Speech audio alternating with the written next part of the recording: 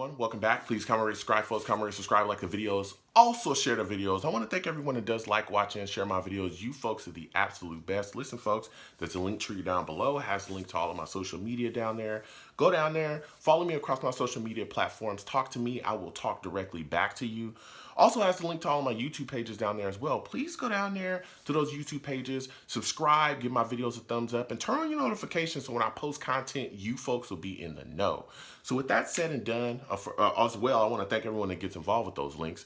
But with that said and done and put to the side, I want to talk to you folks today about the New York Jets linebacker situation. Look, man, I keep telling people that a lot of things I think are going to change. And again, with Robert Saleh bringing in that 4-3 defense that we're going to be running, some of the things that you saw, in San Francisco, we might see some personnel, be moved. Some guys that could be in free agency that we're hoping to get back, maybe they, move on from. But we'll talk about that in a second. I want to talk about the guys that we currently had during the season, that really made some impacts for us. And, some of the guys that are also, currently going to be on the roster as well. So I'm starting with a guy. I'm not going to talk about all the linebackers. I'm just going to talk about a couple.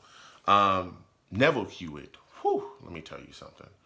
This guy really stepped up. We all know Mosley was out this year. He opted out. We all know what the situation is going on around this world. I'm not talking about it because YouTube, you know how they try to do you. But Neville Hewitt really stepped in and played very well. He's a guy that's filled in before, when we had injuries and showed us pop. But this year, he played fairly well. Was decent in coverage, was a guy that ran things down, really held down that inside linebacker spot. And again, even though, guys were getting banged up and there was nicked up times, we had a lot of injuries, particularly in the linebacker position. He was a guy, that was able to play through some things. So I really like what he gave us this year. And then another guy that I thought was very solid for us too, Harvey Lange, man. Whoa.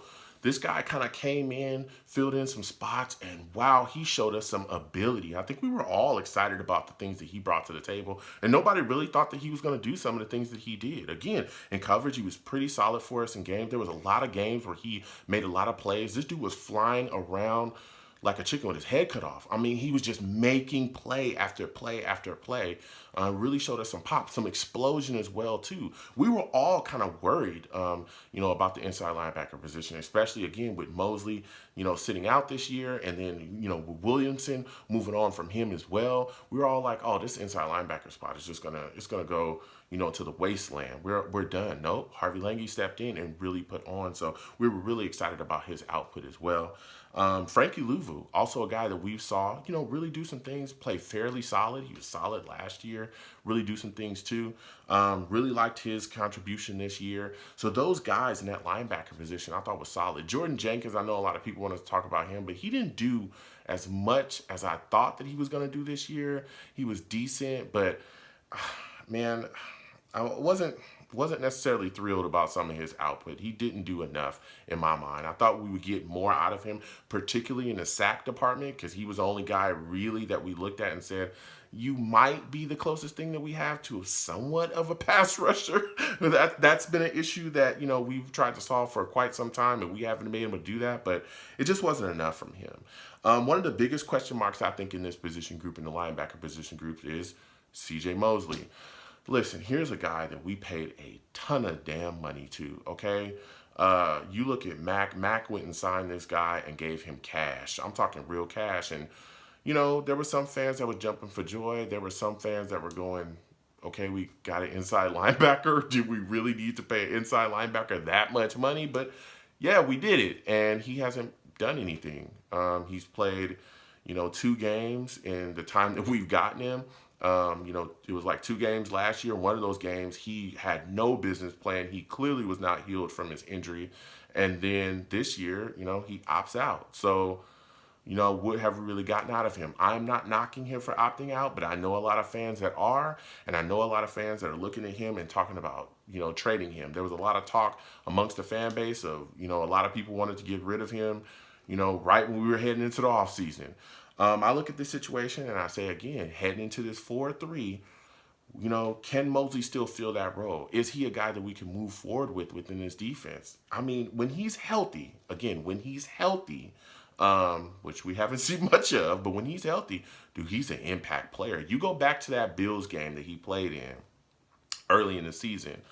And when he went down, things just completely changed for us defensively. I mean, completely changed. If you look at a lot of the plays that he made in that game, I think he had a defensive touchdown in that game. I mean, he was out there flying around. But again, that was a long time ago, and he hasn't played since then. So I hope that C.J. Mosley, I hope that they keep him. I mean, he's on the roster anyway, but I hope if they keep him, excuse me, I think that's a better term. If they keep him, I really want to see him out there flying around. I really want to see him out there making plays. I think he has ability, and if he's fully healed from that injury, if he's good to go, I think he'll be an impact player for us. I really, really do. You look at our free agency situation, some of the guys that we're going to have on the market. One of them is Jordan Jenkins. I don't think the Jets are going to bring him back. I think they'll probably move on from him. He's also not a scheme fit. I don't think he's a guy you can put in a 4-3. I think he's more of a 3-4 backer, 3-4 outside backer. Neville Hewitt is a guy that's going to be out there free agency. I'd like to see him brought back. I really would. I think he's a guy that can move into a role here. I think Sulla could still use, his ability and what he has and what he brings to the table. Harvey Lange is also a free agent for us as well. I'd like to see him brought back too. He's a guy as well that I think can come in here and play extremely well in this system too. I think these guys can fit within the system. I think they can, but we never know. Sulla could say, hey, these are not the guys that I really want to run my scheme and move on from them. So we'll see what happens there. But outside of just the free agents that we have, that are, just free agents from our team, guys that we'd be interested in re-signing, I want to talk about the free agents that are just out there in the market. Oh man, let me tell you something.